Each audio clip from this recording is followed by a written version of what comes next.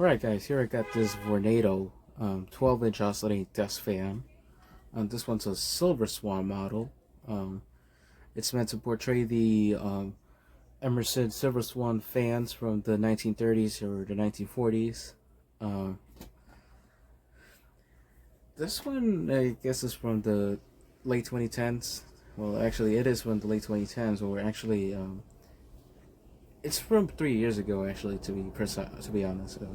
Seen the date code and I kind of forgot, but it's from 2020.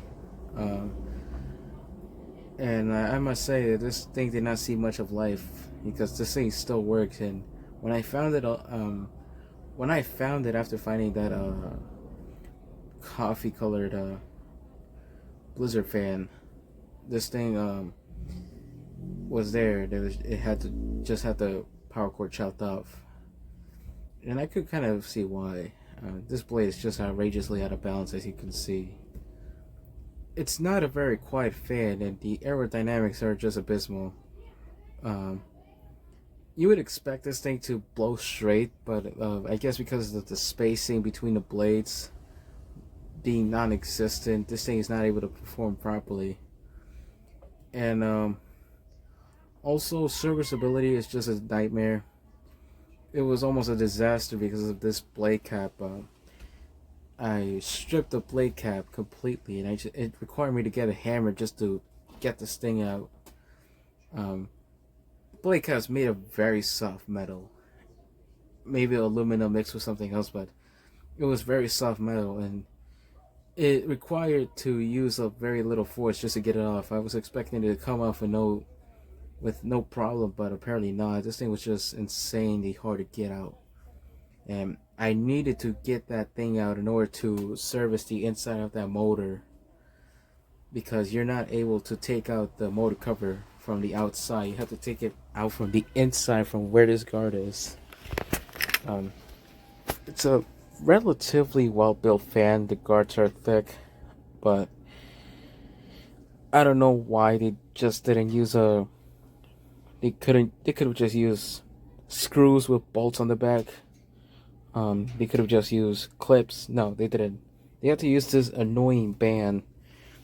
And if this breaks, and I don't think this is made of metal either. I mean, this retainer is, but this is plastic, and if it gets brittle, it breaks, and that's it.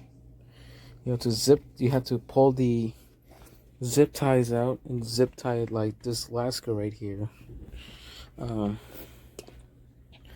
so as said before, this thing you cannot prop it out from the back, even though you're supposed to. It's not well designed, and they're making you pay a very high price just for this thing. You got the handle, which is made of metal, and it's infused with the motor cover, which is quite nice, I guess. You don't see this type of handles anymore. This thing is held on by a screw along with this pressure points right here. Switches on the side, the tilting adjustment knob.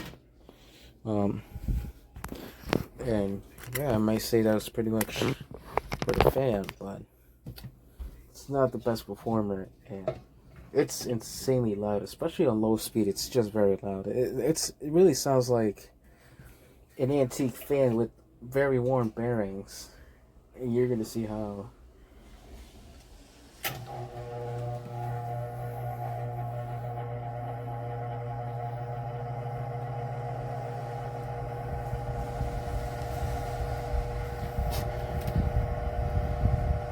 This is just horrible for a modern fan replicating antique.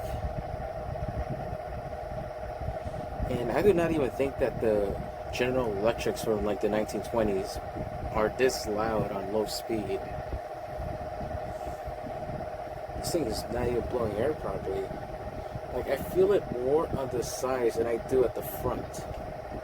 And I'm just sitting a few inches away from this thing. Just to demonstrate, here's the piece of toilet paper right here.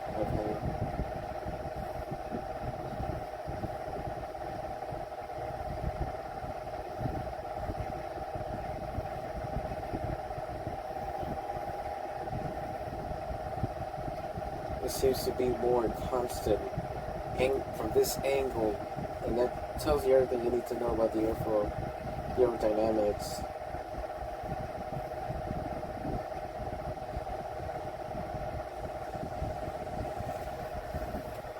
It's barely blowing anything from a distance at low speed. Just look at that. That is pretty pathetic for what I would believe a $100 fan.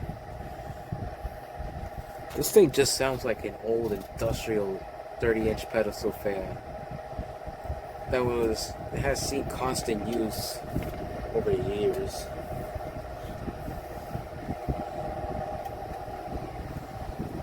There is medium right there. This thing has very large increases between speeds. This thing is kind of out of balance, so. And I can still hear a lot of rattling going on.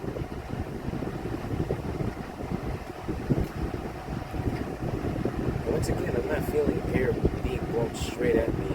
I just feel it's from the sides, or not even from the sides, that's the spot.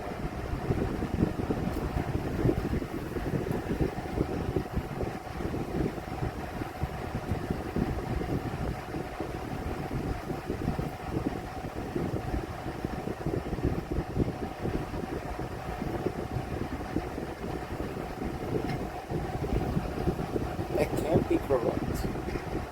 That just can't be correct at all.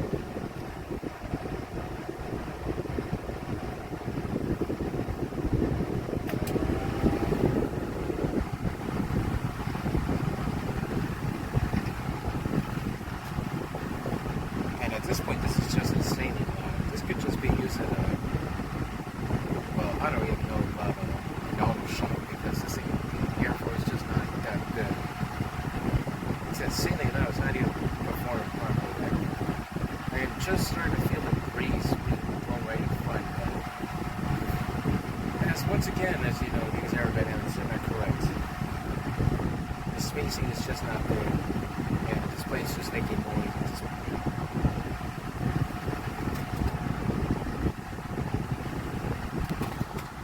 Look at this. It's barely even blowing anything from the center. It's just starting to blow something, but from the center, it's barely there.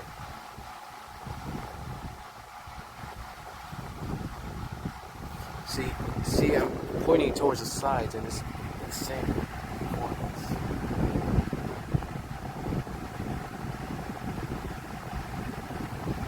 That should be blowing constantly from every angle, not just like from the sides, not just inwards.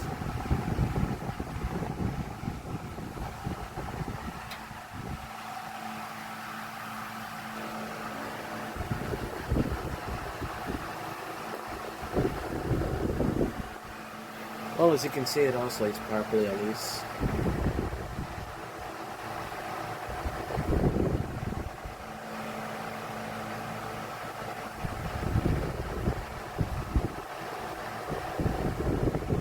Yeah, this Vornado fan is just weird. I'm kind of starting to think that the three-bladed version of this does not have this issue, because at least that one has a bit of spacing between the blades.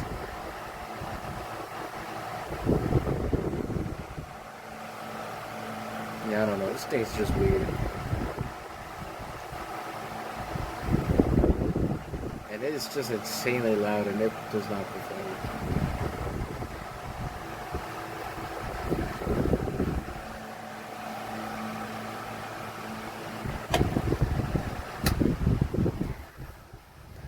Now for the spin down. So with the combination of those fidget spinner bearings and the heavy blade hub, along with those heavy blades, this thing is just going to take a while to coast down.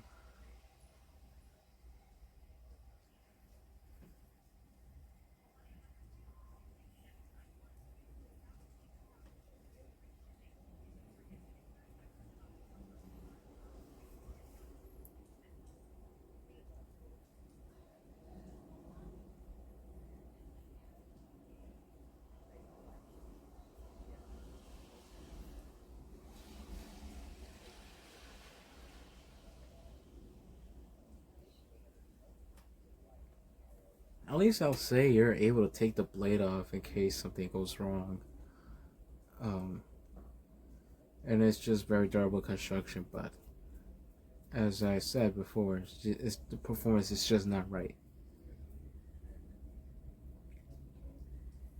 I don't think any vintage fan from like the pre-50s would have this abysmal performance. Not even the original Emerson Silver Swan fans.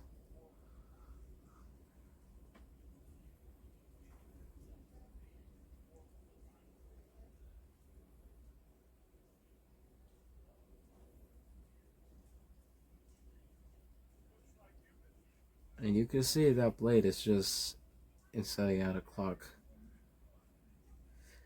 Well, there it is at least. It's the Vornado 12-inch oscillating desk fan. If you enjoyed the video, please like and share. Comment down below, tell me what you think. And until next time, thanks for watching.